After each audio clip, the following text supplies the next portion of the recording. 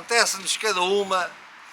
Já nos aconteceu muita coisa, mas como esta nunca tinha aparecido. Chegámos a um parque campismo em Nimes. O portão estava aberto, nós entramos e reparámos que a recepção estava fechada porque abria da parte da tarde das 2 às 6, ok? Esperámos um pouco, fomos almoçar e ficámos à espera que fossem 2 horas que a recepção abrisse. A recepção neste momento são 10 para as 3, continua tudo fechado, não se vê viva a alma e entretanto o portão do parque fechou automaticamente e para sair é preciso um código numérico. Conclusão, estamos no parque de campismo em Nimes, lá Bastilho, estamos aqui fechados, não se vê ninguém e diz ali que o portão só abre automaticamente amanhã a partir das 6 da manhã. Bem, o que é que vamos fazer? Olha, vamos dar aqui uma volta para o parque a ver se encontramos um guarda ou alguém, porque aqui nada. Vamos embora, dar uma volta. Bom, encontramos alguém que nos deu a informação, o parque está cerrado, está fechado só para o próximo ano. Isso agora é que nos disseram, deixaram-nos entrar, para ali a autocaravana, ele passou por nós, ninguém foi capaz de dizer nada. E as informações que estão é que ele está aberto todo o ano. E as informações no Parque Fortnite e todos os sítios do mundo, no Camping Car, etc., diz que está tudo aberto. Enfim, vamos para a estrada novamente.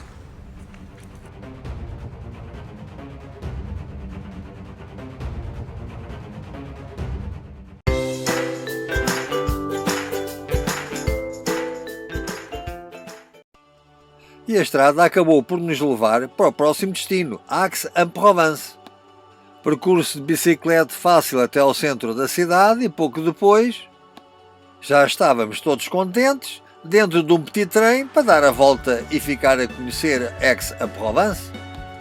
A visita ao local onde nasceu e morreu o pintor Paul Cézanne ia muito agradável até que, oh diabo, então e agora não conseguimos passar? Bom, há de se resolver isto. E havia de se resolver mesmo. Esta cidade, fundada pelos romanos no ano 122 a.C., ia revelando todo o seu charme e os muitos monumentos que havia para serem visitados. Desde a antiguidade, que é considerada uma cidade termal, hoje ao passearmos pelas suas ruas, sentimos que é um importante centro turístico e também cultural. Também é chamada a cidade das 100 fontes. Nós íamos descobrindo os seus encantos e, embora fosse o mês de outubro, o calor fazia sentir. Havia que procurar um refresco.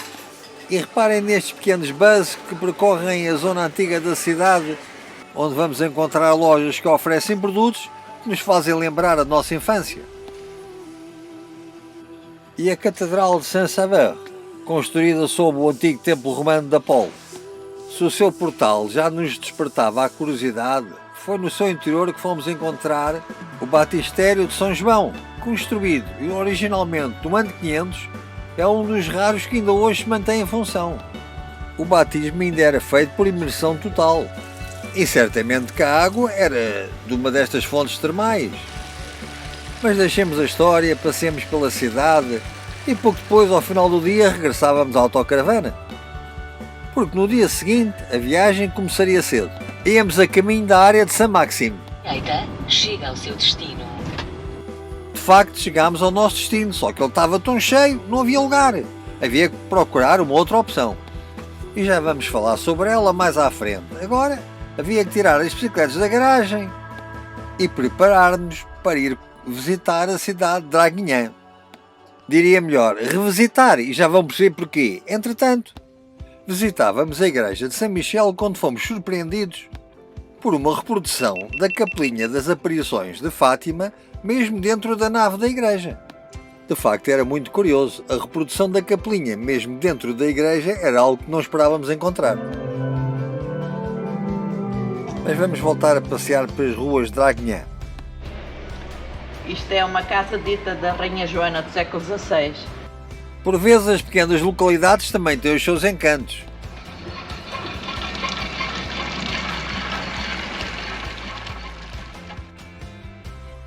Os pavimentos destas ruas, as casas cheias de histórias, e eu que não tive sorte nenhuma com esta fonte, e um pouco mais à frente, temos andado a visitar Draguignan e à partida parece que não seria uma terra com muito interesse, mas vai revelando alguns mistérios.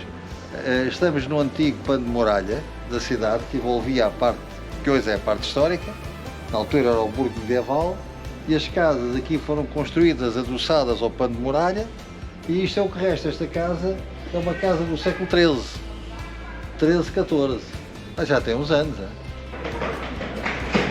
Gosto desta bandeira.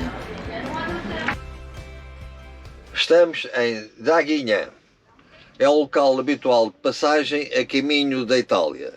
A Costa Azul, aqui esta zona de Nice, Mónaco, é uma zona muito complicada para estacionar as autocaravanas e normalmente teríamos que ir para um parque de campismo. Há sempre uma alternativa.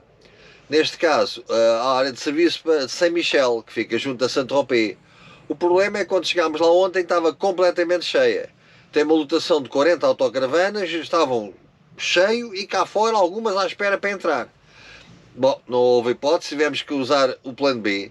E o plano B é este, é estar aqui numa localidadezinha em Draguignan, tem um parque do Intermarché muito agradável, onde podemos fazer as compras e o pão logo fresco de manhã, tem GPL, tem um combustível a um preço simpático e fica aqui a 30 km do litoral. Para além disso, nós estamos com um problema, é que a nossa autocaravana tem uma antena parabólica que neste momento não consegue sintonizar o satélite. Descobrimos que há aqui ao lado uma casa de autocaravanas, um stand, uma oficina, enfim, um concessionário de autocaravanas. Fomos lá ontem e marcámos para hoje, para as 10 horas, o rendezvous para que o técnico possa ver se consegue resolver o que é que se passa com a antena parabólica. E é isso que vamos fazer agora. Neste concessionário de autocaravanas de Draguignan fomos muito bem recebidos, todos muito atenciosos. E o técnico até se esforçou, mas não havia maneira de reparar. Havia que se fazer uma atualização do software do localizador de satélite. Regressámos ao local onde tínhamos estado estacionados, abastecemos do diesel e também do GPL. Para quem viaja fora do nosso país durante meses, é imprescindível usar o GPL, porque é muito mais fácil do que estar a recarregar ou tentar encher as botijas de gás. Aliás, isso é proibido. O processo de abastecimento é muito simples, mais económico e acaba-se aquele problema dos redutores. Agora basta voltar a colocar a tampinha aqui no bujão onde se introduz a mangueira para carregar o GPL e a operação fica terminada. E como não somos pessoal de desistir, vamos voltar a tentar Saint-Maxime. Desta vez conseguimos. Vamos pegar nas bicicletas e partir à descoberta desta linda localidade. Estamos em Saint-Maxime e ontem não conseguimos lugar na área de serviço, porque não havia disponibilidade de lugar. Tivemos que fazer meia volta e, como já se mostrou no vídeo, fomos ficar a Draguignan. Hoje de manhã passámos pela oficina das autocaravanas, não resolvemos o problema, tentámos, mas pronto, a vida é mesmo assim.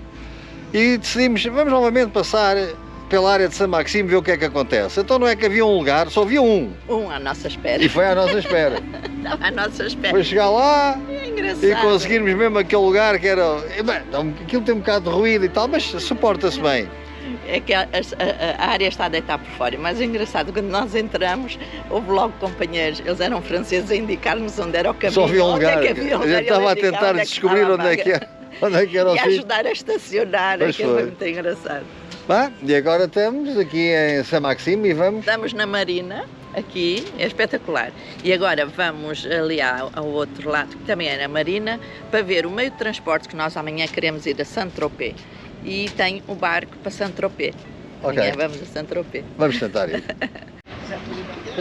Atravessar direto, 8 euros. Ida e volta, 14,5 euros. Aqui. A visita a Saint-Tropez fica para o dia seguinte. Agora vamos dar por aqui uma volta. Tenho é que tirar o cabelo dos olhos, está-me a incomodar. Um petit trem?